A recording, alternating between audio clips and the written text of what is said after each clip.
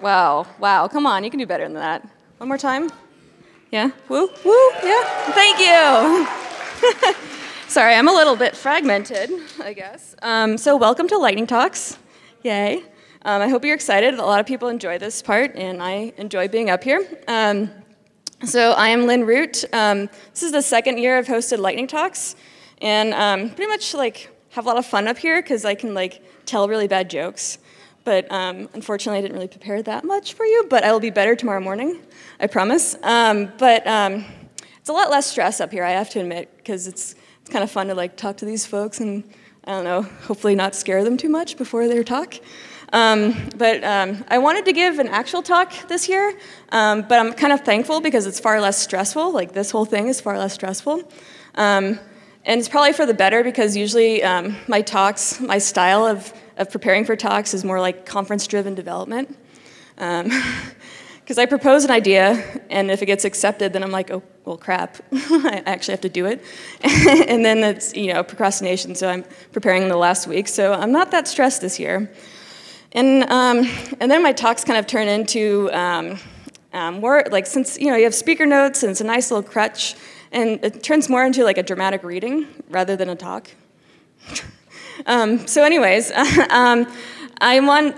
I have the podium right now, I want to do a couple of announcements. Some of you might know me from PyLadies, and so I want to give a couple of announcements regarding PyLadies.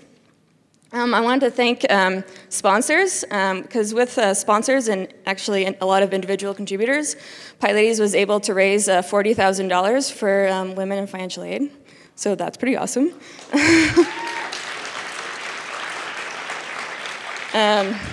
And companies like New Relic, Rackspace, Mandrill, SurveyMonkey, Cactus, and Expient, they all donated, and I'm so super thankful for that. We have some awesome events tomorrow night. At 6:30 is the auction. We have some really cool stuff. You might have heard of the 26-pound gummy snake. I hope, yes, I hope someone local takes that because I would hate to take that in your carry-on or something. We also have a print from Disney's Big Hero 6. It's on display at the PyLadies booth, so go check it out. And there's some pretty awesome Python print socks and a tie. So that seems awesome. I'm totally gonna bid on the socks. So if anyone outbids me, we're gonna duke it out. You can still donate to the auction if you have an item to donate. You can contact me at lynn@pyladies.com.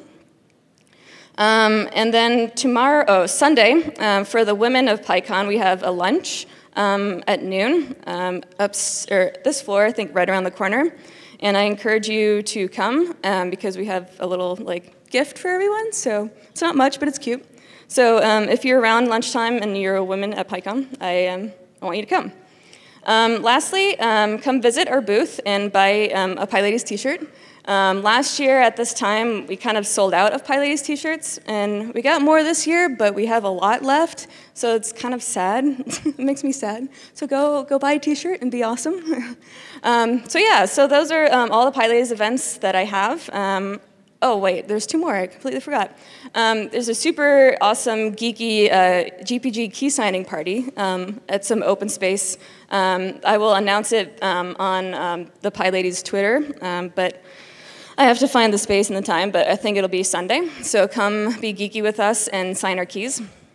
And then PyLadies is also hosting a sprint.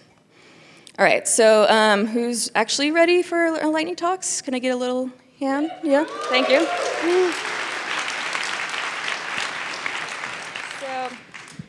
First up, we have Stefan talking about C extensions with Python, right?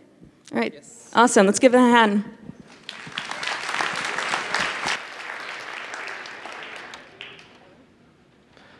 Yes, hello everybody, I'm Stefan Richthofer. My project is Gyne.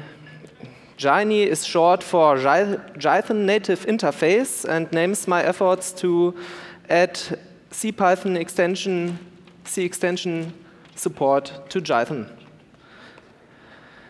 I know you don't want to hear this, but sometimes Java is a nice language May it be because of multi-threading, because of type safety, or maybe just because you have to use an existing framework.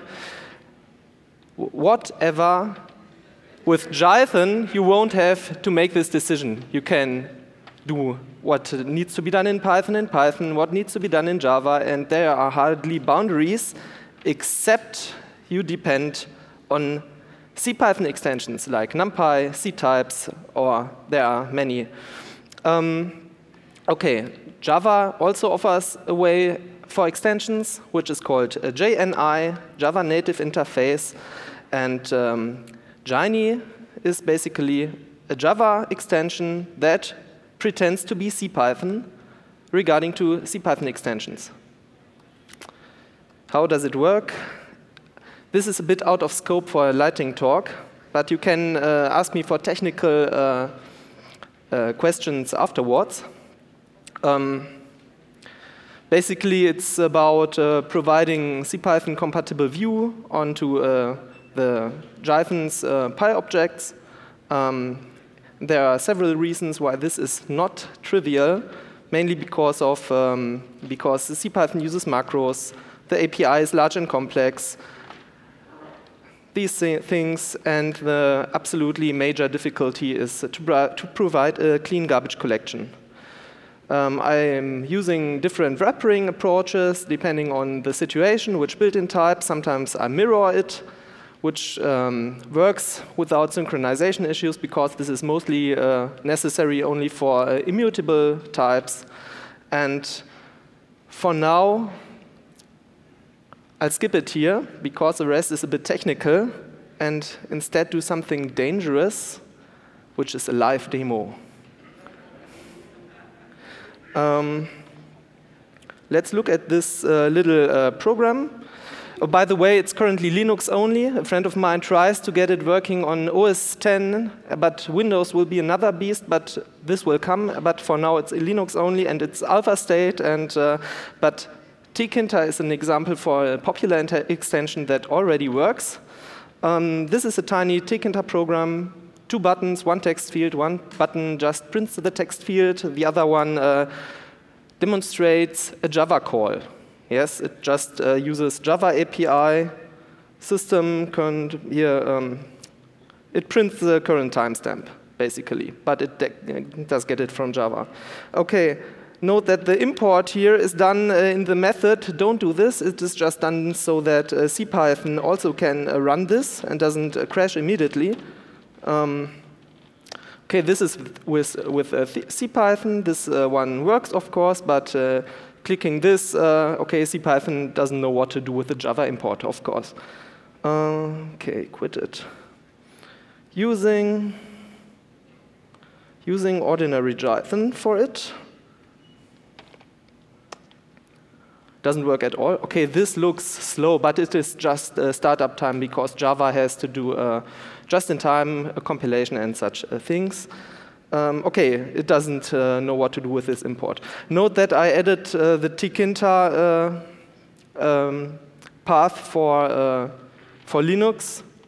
This points to the actual CPython dynamic library of tkinter. Okay, and you don't have to modify the program at all to use Gyne. You just have to add it to the Java class path. This is the command to do this with Jython, and let's run it. And now we will have a program that neither Jython nor CPython would be able to run perfectly. Yes, it works. I can also edit this here. And now also the Java stuff works as expected.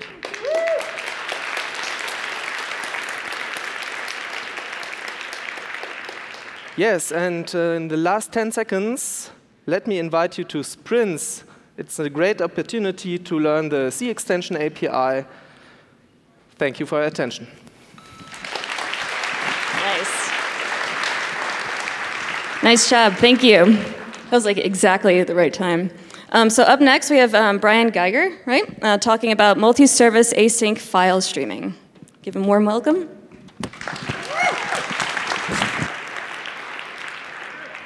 Hello, I'm a developer for the Center for Open Science. We are a nonprofit Python development shop. We do exclusively free and open source software. I'm talking to you today about Water Butler, which we use on our flagship product, the Open Science Framework, which is a CMS for scientists that is relatively workflow agnostic. Many of the workflows that scientists use involve transferring files to and from a lot of different services. The difficulty we have with this is that a lot of the OSF is synchronous, which means that if we, say, want to upload a file to Dropbox, then we have to wait and wait and wait and wait and wait and wait and wait and wait till it's done until we can have that process back, which is terribly inefficient. So instead, we have implemented an asynchronous service that will allow us to transfer a bit to Dropbox and then switch over to a Google Drive upload and switch over to an S3 upload. And basically, we can handle hundreds of simultaneous connections on the same service without significant loss in performance. So how this works is, let's take an example of download link on the OSF that leads to, an Amazon S3 file. If you'd like, you can imagine this as being your website and some other provider. It will work with anything that you want to use. So they click on that link, and that looks something like this. We do a lookup and know that that's a redirect to our Water Butler server. And it takes the query parameters there and turns that into a JSON blob. That JSON blob is sent over to our authentication server, where we determine if the user initiating the download has access to that file or not. If they don't, their journey is over. However, if they do, then everything becomes much more interesting. We go and we take the user's authentication information, the credentials for the service itself, in this case, like I said, the Amazon S3 tokens, and an identifier for the item, in this case, the file that we are downloading. We send that to Water Butler, which creates constructs a provider object, in this case, an Amazon S3 object, which takes that provider's download method, takes the query parameters from before, and we have one of two options at this point. The first is, since it's S3, we can use Boto to construct a signed S3 URL, and then we can do a redirect from the initial click, and we can connect the user directly to S3 for the download. Our other option is we can stream the file. So we can take a single packet at a time, transfer it from S3 to the user, and it all goes to the same place. The user doesn't care how they got it. The great thing about this is then if you are doing an upload, it is essentially the same process.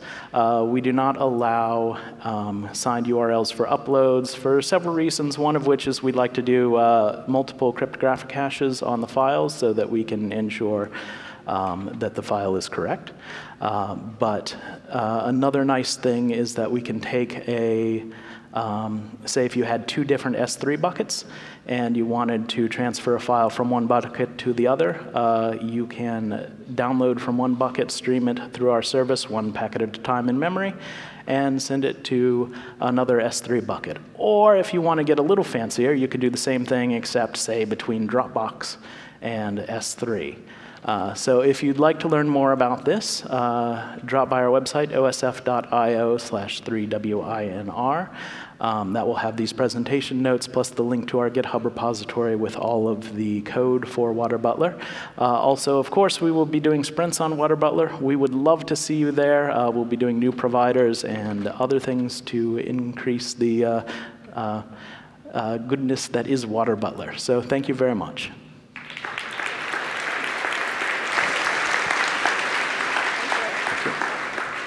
Also good timing, nice job, thank you. All right, next up, we have Aaron A Braswell talking about the share notification system. Right. Hello, everyone. Thank you. Cool.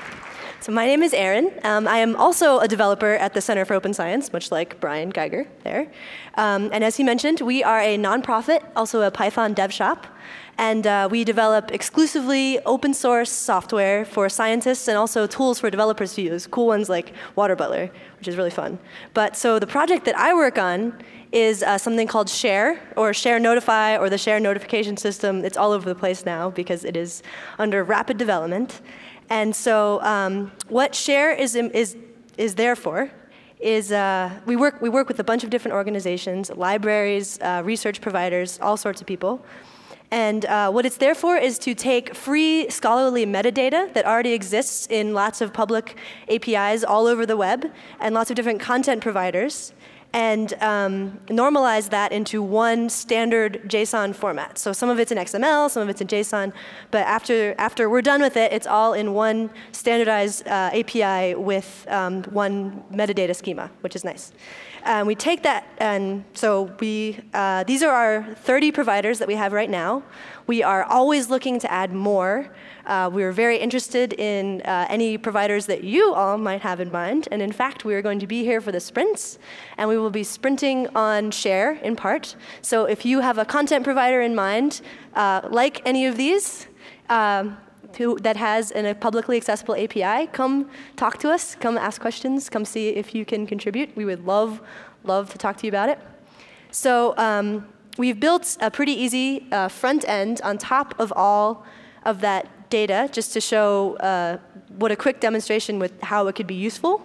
And so, for example, you can go to one place to find any data about frogs, for example, supernovae, cancer biology, Shakespeare, or maybe even Python, if you're interested in research about Python. And of course, that search yields results with links that all go back to the original source.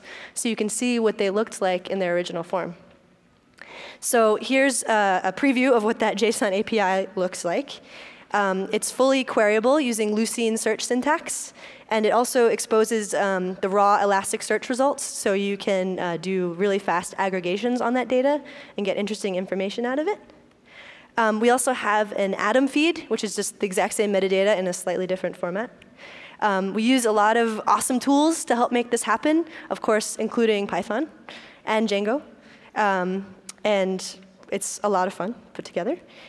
So what can you do with all of this data in one format? We would love to find out. We would love to hear your ideas. Again, I said we'll be doing sprints. We're looking for librarians to curate the data, scientists and researchers to maybe use it to find related research to theirs, and or developers to pull it together in interesting ways. So you can do many different things with it. What I decided to do with it for the first time was to make a Markov chain generator using the descriptions or abstracts from a couple different items in the service. And you can see that from these two examples, sometimes they're way more effective than others. Kind of gets caught in a loop there a little bit. But again, we would love you to contribute to Share. We'll be here for the sprints. All of our code is on GitHub. Under the Center for Open Science /Share. And here is a link that you can go to see all of these things that I've talked about, and also any other lightning talks from people at the Center for Open Science today. Thank you. That's it.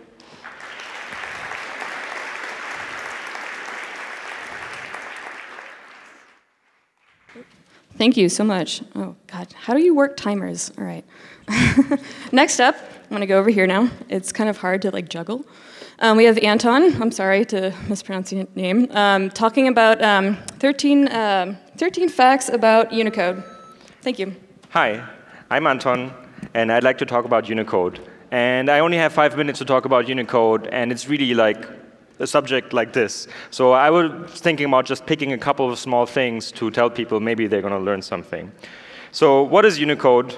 I hope this is what people know. So Unicode is a system that's meant to be able to represent all the world's languages in a uniform way. I mean, all the scripts of all the world's languages, every writing that currently exists and also that has ever existed. It's meant to basically be a uniform replacement to all sorts of other messy encodings that existed before. And Unicode is also meant to be able to represent all of the characters and all of these systems that existed before in a uniform way. So although in the beginning I said, well, it's supposed to represent scripts, because a bunch of other encodings beforehand had a bunch of other little symbols in them. These symbols also made it into Unicode, although strictly speaking, they're like symbols, they're images. That's basically where emoji come from, because that's not really script, right? And I'm kind of happy to say that although wingdings are actually also symbols, they're not really script, they're now part of Unicode 7. You can actually represent these wingdings, that is this terrible hack that Windows used to have, in Unicode 7. So, what Unicode, the way Unicode represents characters is actually as a set of code points that are mapped to characters that you can see. And these code points, they're not really bytes or anything, they're just numbers, right? But if you want to talk about bytes, you actually need a separate layer of encoding that says a Unicode character encoding provides a way to map from bytes to these code points. So bytes is data, then they represent, there's a mapping that gives you code points, which is just numbers. Then Unicode then can turn these into characters to be displayed on a screen. And then, of course, you can go backwards. That's called decoding. So some people may know there exists these encoding schemes like UTF-8 and UTF-16. This is a way that bytes can represent Unicode code sequences, these numbers that represent letters in some way. And we kind of know maybe that there's like these, that a Unicode character can be represented in 1, 2, 3, 4 bytes, and in UTF-8 or in UTF-16 there's 2 or 4 bytes. It all sounds very messy. But in reality, this is not something we have to worry about, because at least in Python 3, we have Unicode strings where every single character in this Unicode string is actually just a number. It's actually a Unicode code point. Once we read the data from some file where it comes in as bytes, we have Unicode code points, so we don't have to worry about how many bytes every character takes. But there are some pitfalls. So first you have to understand that when you talk about Unicode sequences, they represent graphemes. They represent, that's basically like a letter. The official definition is a minimally distinctive unit of writing in the context of a particular writing system. So in the Latin alphabet, that will be a letter, A, B, C. In like Asian alphabets, it will be more complicated structures, right? These are then represented by glyphs. Glyph is sort of like the image that represents a character. Here you see multiple possible glyphs that represent the grapheme A of the Latin alphabet. The problem is that you might have one letter being represented by multiple possible Unicode code points. So although you say, well, okay, you don't care about how many bytes they are, but you may have 2 numbers that come together to represent one letter, in this case, A with the diaresis, which you use in German. You also have it the other way around, where you have one single code point representing actually multiple letters. For example, in Unicode, there exists a code point that represents the Latin small ligature FF. There's also another one somewhere else that represents ppm. That's actually a physical unit. And it's a legacy thing that came from some Japanese encoding system, I believe. But it gets worse than that. Oh, yes. So what you have here is sometimes you may have a character like that ligature FF pop up in some text. Then when you ask what's the length of it, although Python actually knows the length, Python knows about Unicode, it will give you the wrong number of characters than you might expect. Another issue is that you actually have different characters, the same glyph can be represented by different Unicode point points. So for example, the Greek question mark looks like a semicolon. Oh, and that's even worse. You can also have the situation where the letter A is actually showing up in Unicode multiple times in many different ways. There's such a large number of the possible A's. Yes. Anyway. I have to like cut you off. I'm sorry. In the last 2, I know. Come on. Okay, so what I was just saying, there's some good news in all of this mess, is that there's actually ways to canonically represent Unicode. And this is something you should worry about more than how many bytes are represented by a character. So I just want to say Unicode is awesome, and I wish I had more time to talk about it. Thank you.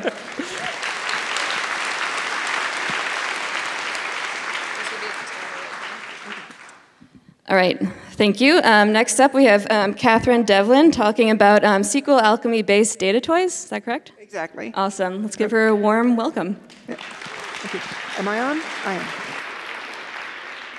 Okay, hi, I'm Katherine Devlin. I apologize, my live slide technology didn't quite work, but I love databases. I hope you love them too. I love SQL Alchemy. I hope you love it too. You might be thinking SQL Alchemy is an object relational mapper, but really it's a lot more than that. That's like saying Montreal is a town in Canada.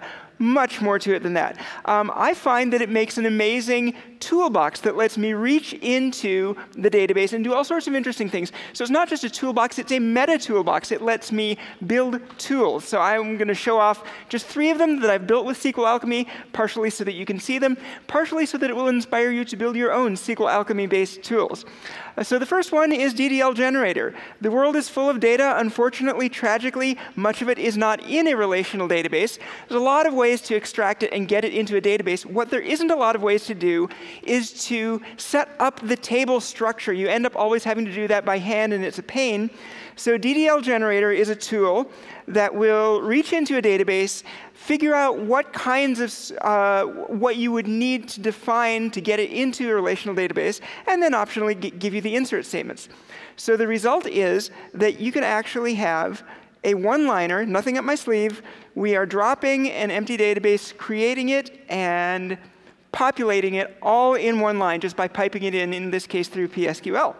OK, one great tool. Do you believe me that the data is in there? Don't believe me, because we're going to use another tool, the SQL extension to IPython, which is going to turn the wonderful, wonderful IPython tool into a SQL client.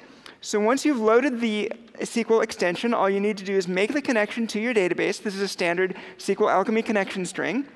And at this point, IPython turns into this wonderful query tool. I might have had some Wi-Fi troubles when I was looking up provincial birds in Canada, but in any case. And this will let you do any kind of SQL that you can imagine. So the queries can get quite complex, and as you can imagine, they can get more complex than this. You can assign that to a Python variable, and this variable you can use in a lot of ways. For instance, you can use the data frame method and get a pandas data frame just like that. And then you can do all the wonderful things you can do with a pandas data frame, like a quick and easy plot. Once you've got data that you want to work with, it's production data, you need a test database. And the trouble is that a good test database should really be true. It should be faithful to the production database. But slicing out a chunk of your production database to use as a test database can be like trying to take a scissors and cut a little teeny sweater out of a big sweater without breaking any threads.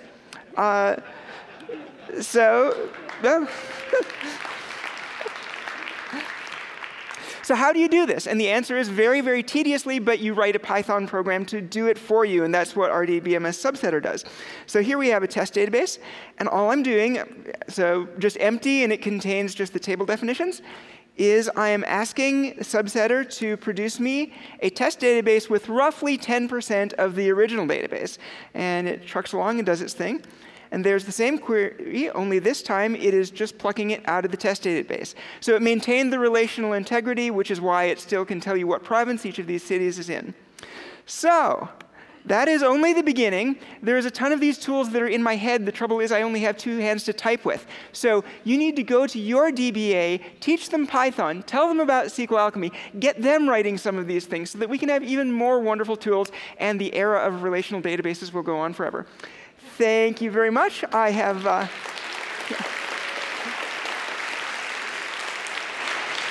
Awesome. And I tweeted the slide location. Great. You're impressive, by the way. Like, your slides kind of broke, and then you're like, well, crap. And then you just still went on. That's awesome. All right, so next up, let's see if I can get this timer running right. We have Amjith, right? Talking about Postgres client with auto-completion written in Python. All right. All right. Is anyone else heart pounding? Guess must be me then. Let's get started before it explodes. So I'm here to talk about a side project that I've been working on called PGCLI. It is a Postgres REPL that works from command line. How many of you here use Postgres? Yay! So you guys all know how to use PSQL. It's an awesome REPL. I mean, I'm not complaining about that at all. I mean, if I do hit tab, it actually completes, but then it doesn't complete, but that's okay. after from, it actually completes a little bit. I have to hit tab a couple more times, and then it does its thing. Something like that, right? And it works. Now, that is a pretty good auto-completion, but I think we could do better. So I'm going to try the exact same thing with PGCLI. OK, let's get started. And then you do select star from. And then you start typing. I don't even have to type. I could just select one from the menu. And after the where key, or the where clause, I get the column names. And then I can select one from the menu. And I do the same thing. And it comes with syntax highlighting. I think that's how auto-completion should work.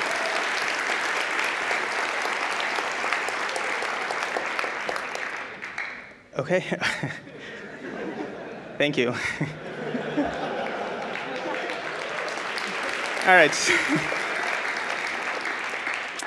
All right. Some of you might be thinking that's a very simplistic statement. I mean, it's rather easy to just go with a canned demo of some sort. But it's not just a canned demo. It works for most of the statements. So let's create a table.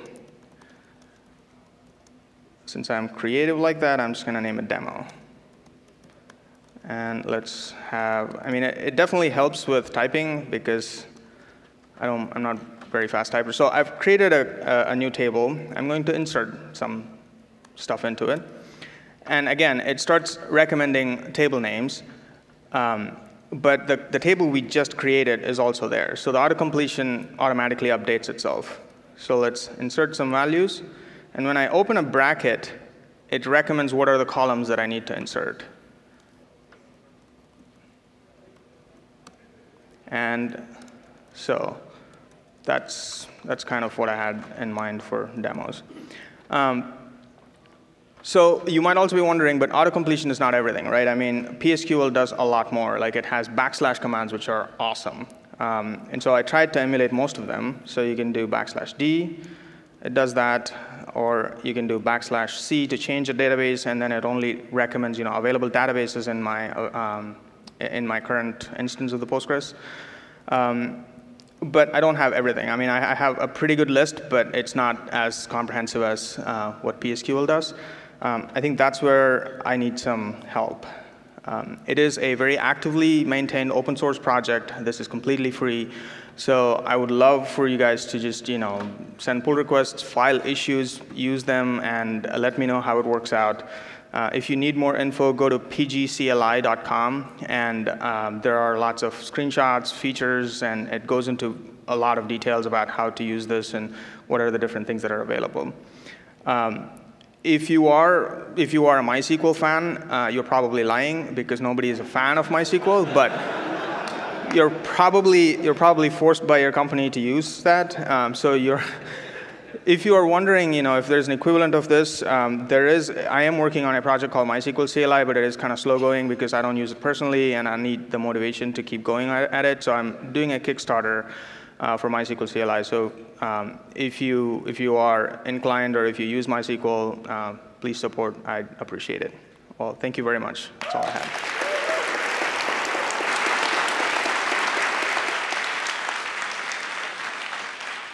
All right, thank you. So I just learned about this awesome new Python module. We love Python. Why else would we be here?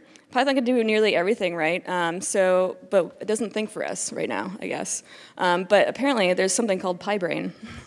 So maybe import my brain. That would be awesome. Oh, God damn it, I'm sorry. So next up is Hobson Lane. We have artificial neural nets for predicting weather using PyBrain. Indeed. So my name is Hobson Lane. I'm from Portland, Oregon. This is part of a project for Sharp Labs. We were developing neural nets to predict the power consumption in buildings.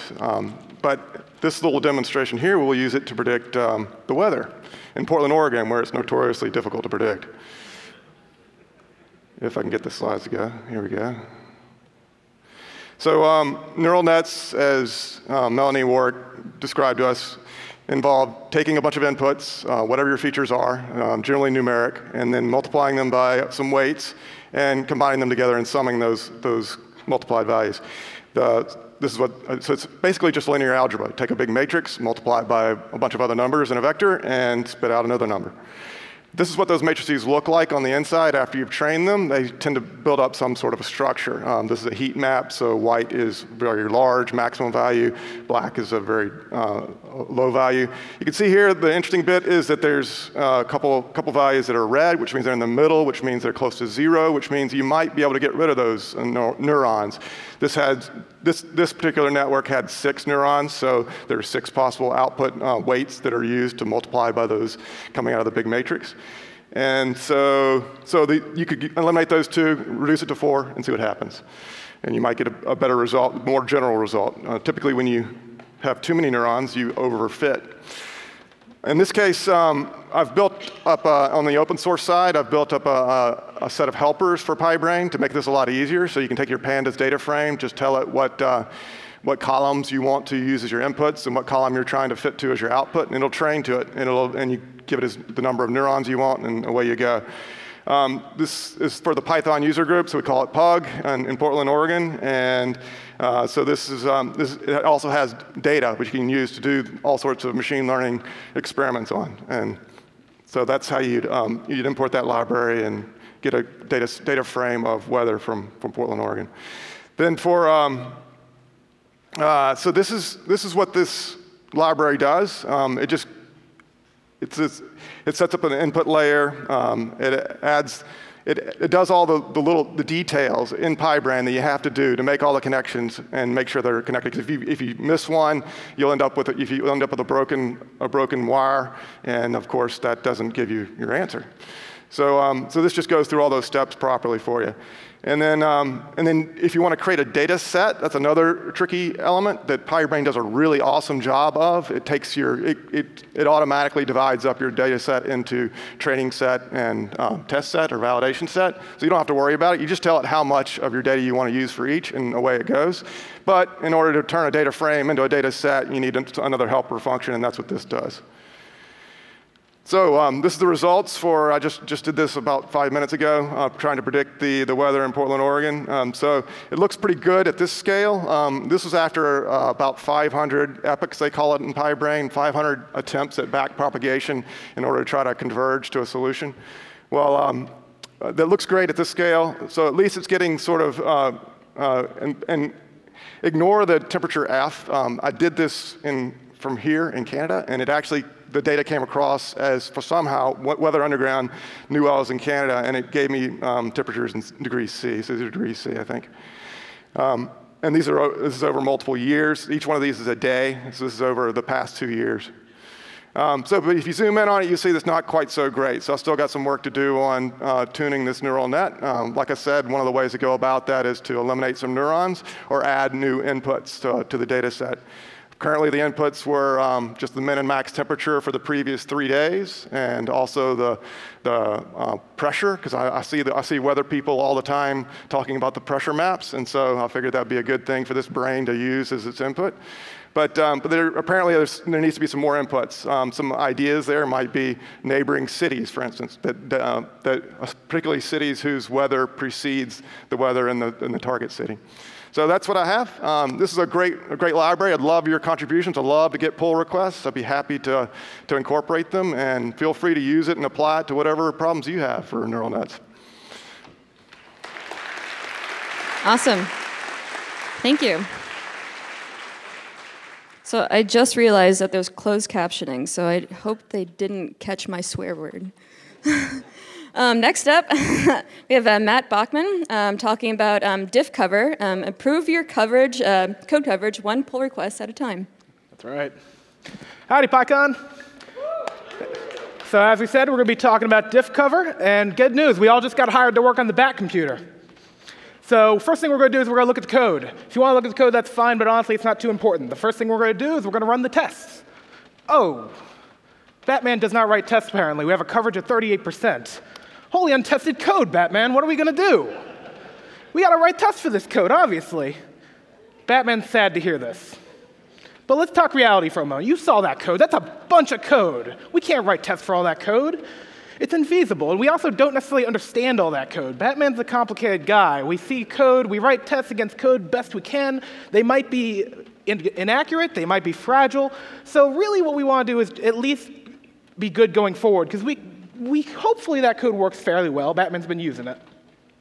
So this is where diff cover comes in.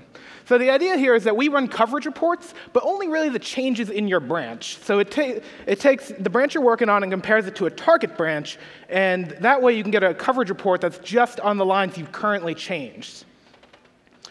So let's write a new feature for Batman. We write some code about things. It doesn't really matter too much, although it's kind of fun to read. And if we were to simply just run a coverage report, we see that the coverage actually went up. Hey, good. And it's very easy to stop there and say, what? Coverage got better. What's your point? However, if you were to run diff cover over that code, what you would actually notice is that you're only really covering 50% of the new code you wrote. So yeah, things got better, but you're not helping by not writing tests for new code, because we're trying to go better going forward. So what do? Write more tests, obviously. Bugs are a superstitious and cowardly lot. When tested, they will show themselves.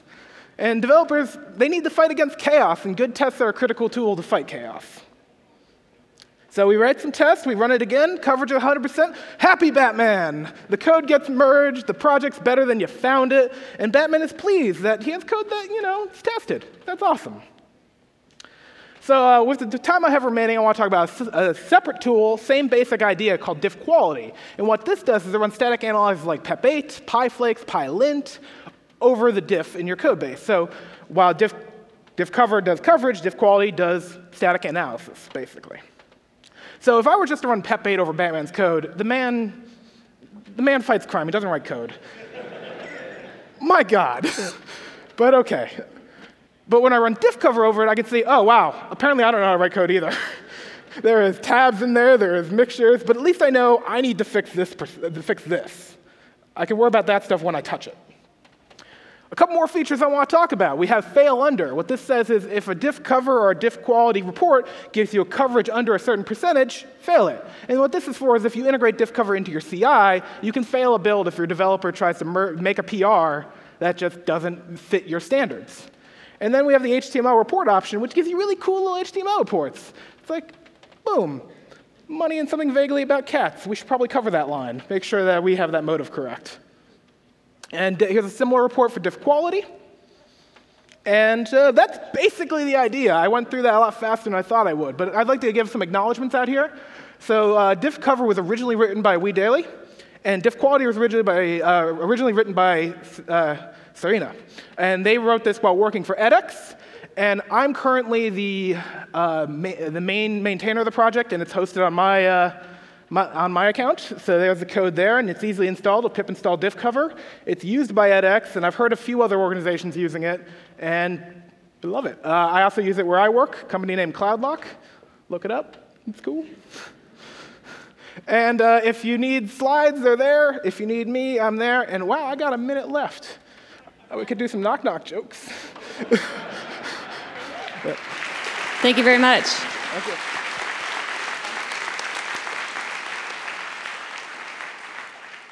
All right, score. Right on time. All right, so next up we have Andrea talking about inspiring kids and teenagers to enter the programming world in Peru.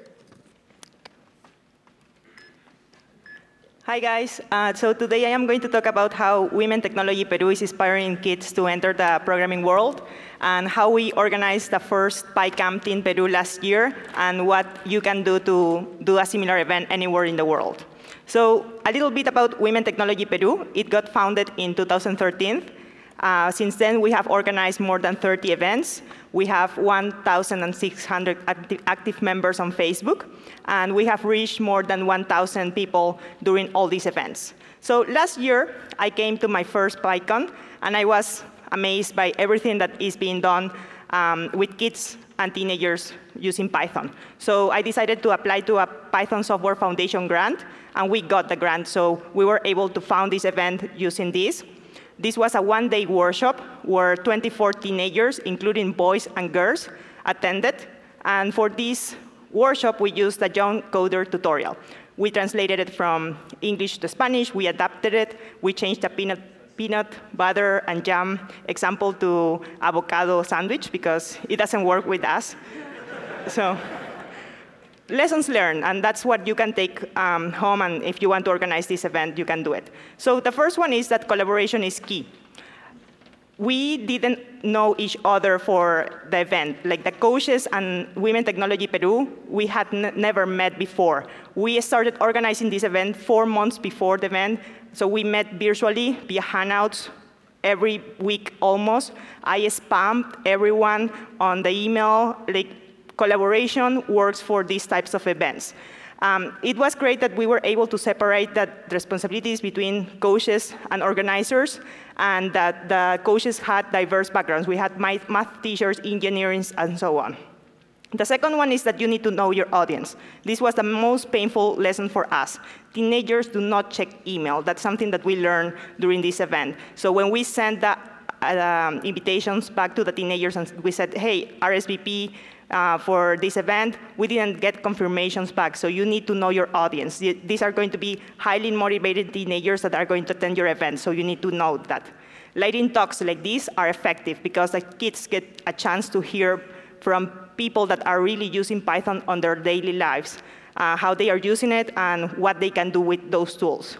And seek for mentors. I was able to talk with somebody that had organized a similar event in North Carolina, and talking with her and learning the lessons that she already knew was really helpful. So seek for mentors that can help you doing these things. So the outcome for this event was very successful. The kid ranked us very high. One of the things that they said how we can improve this event was that they told us, do not take so many pictures of us. We were really, really not flattered by that. So be careful on the picture side. But other than that, they really enjoyed the event. They said that they would attend another one, and they would tell their friends about it. And actually, like, many of the girls that attended the event continued into a summer program after this event into learning other tools. So the last phrase that I am going to leave with you is, I am not telling you that it's going to be easy, because it's not. There are many times that we wanted to quit and stop organizing things, but it's worth it. Last week, one of the girls that had attended many of our workshops was interviewing the television, and just seeing her grow and all the other students that we have has been great. So it's worth it.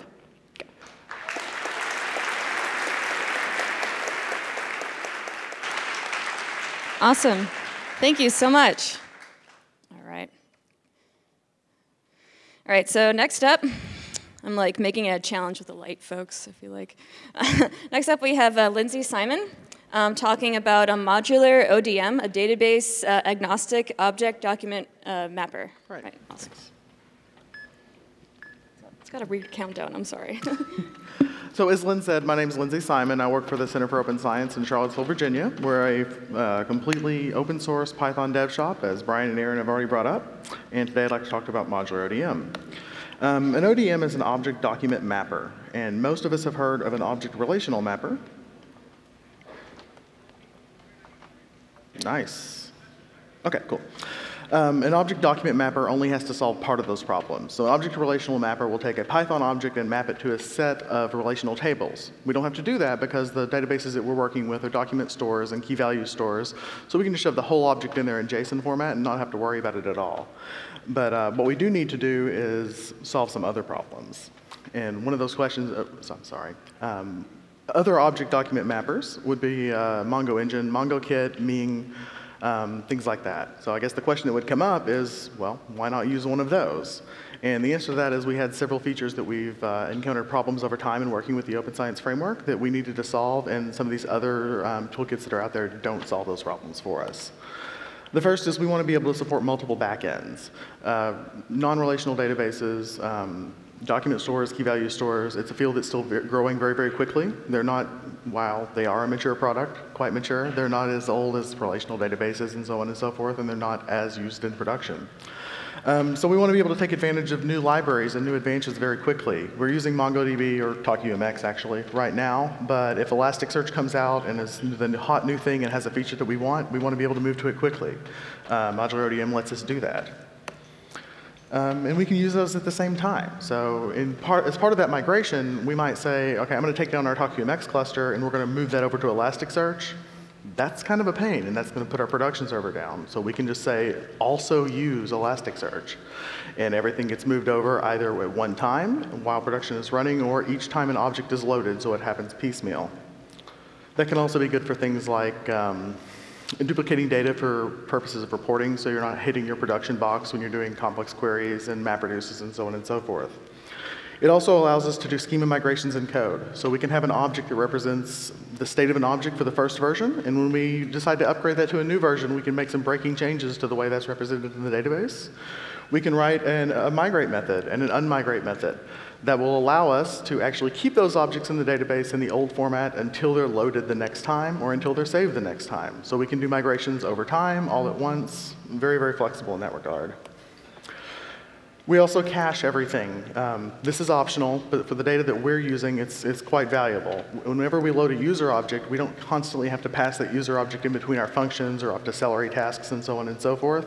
Instead, we can pass its ID. And then when we rehydrate that object, modular ODM first looks at an in-memory cache using a local proxy object. And if it's already there, it doesn't go back to the database unless you tell it to. So the status of the project today. Again, it's free, it's open source, it's licensed under Apache 2 as of 5 minutes before this talk when I realized we didn't have a license file. So go out there and take a look. It's actively used. The Open Science Framework is over 2 years old, and modular ODM has been part of it for that entire time. We'd like to have other users, specifically because it will allow us to create backends and make sure that those backends are mature as well. So when it comes time for us to move off to something else, it's very self-serving in our regard. If someone else is already using it, awesome, the work's done. Tests. We have about 90% test coverage. Those tests are dynamically generated, which would be a good topic for another talk. That seemed like an awesome idea at the time. It seemed like a terrible idea the second time I looked at it and thought, what did I write? And then after looking at it some more, it seems like an awesome idea again, because now when we run the tests, it doesn't matter if we remember to insert that 5th or 6th or 15th backend. It just runs all the tests for all the backends available every time. This was a slide about documentation, but it's kind of reflective of the state of the documentation. So if you'd like to come and help with that, we'd really appreciate it. Python 3 works as of whenever Delta Flight 4086 landed. Had to have something to do on the plane. And that's the state of the project. So we'd love to see you at sprints. You can find it on GitHub, like everything else we do, at Center for Open Science /modular ODM, or on our website.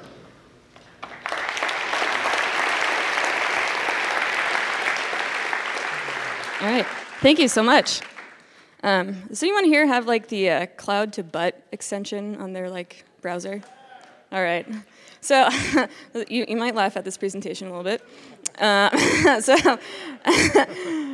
Next speaker we have Edgar Roman, right? Talking about why not compile your cloud.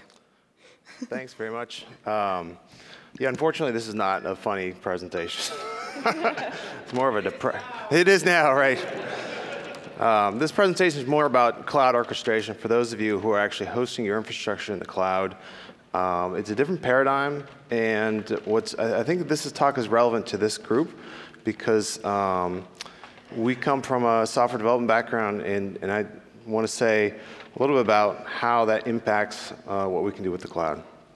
So when you start doing software development, you generally get a bunch of tools to help you out, like IDEs, whether that's Emacs or VI, PyCharm, or Wingware, whatever that helps you out. Then you have your actual code, which represents what you want your program to do.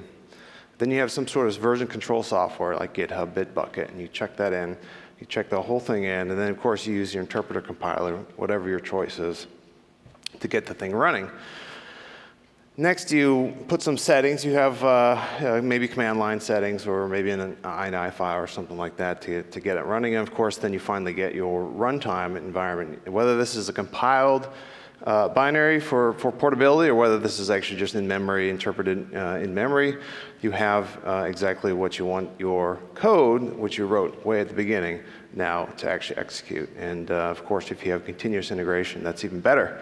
because then when you change your Python code and you check it in, the whole process gets triggered in terms of your CI tool sees that you check something in, it pulls it down, it compiles it, and you're ready to run your tests. And this is great, and this is our world that we know. But then you look at your app in the cloud, and I'm talking about the whole app, not just the code.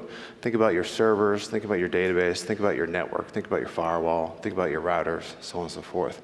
If you take that as your runtimes, and it's very akin to what you did with your other code to get it compiled. So how did you get your runtimes in the cloud? Well, you probably have different runtime environments. You probably have a QA environment and a production environment, maybe a development environment. And how did you create those? Well, usually you created them manually or worked to set them up via your cloud provider, whether that's OpenStack, AWS, Rackspace.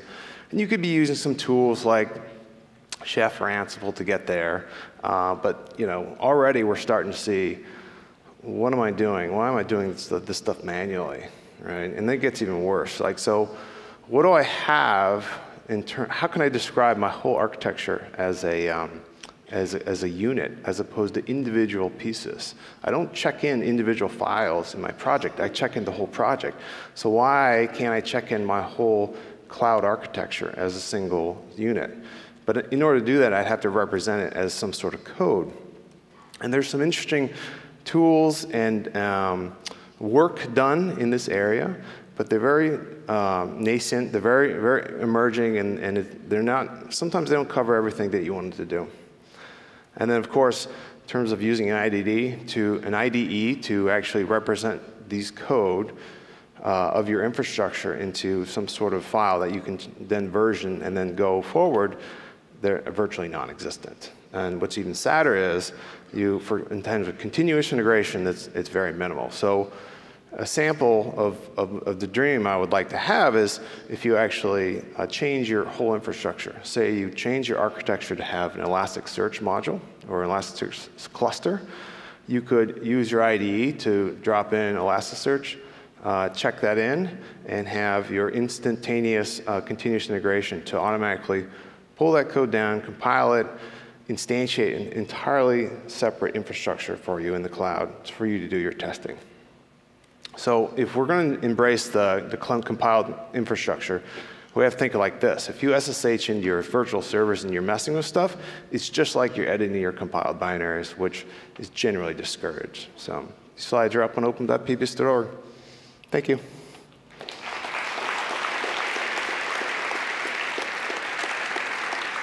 Awesome, thank you so much.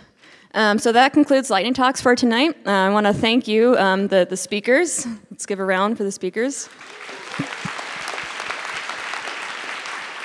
They're pretty awesome to put together a talk within a few hours. And Jeeth, I think your heart rate's a little bit down now, I hope, right? Yeah, all right. If you want to give a lightning talk, there's still some slots open for, Saturday night and Sunday morning. And I'll see you back here at 8:30 with better jokes, I hope. All right, thank you.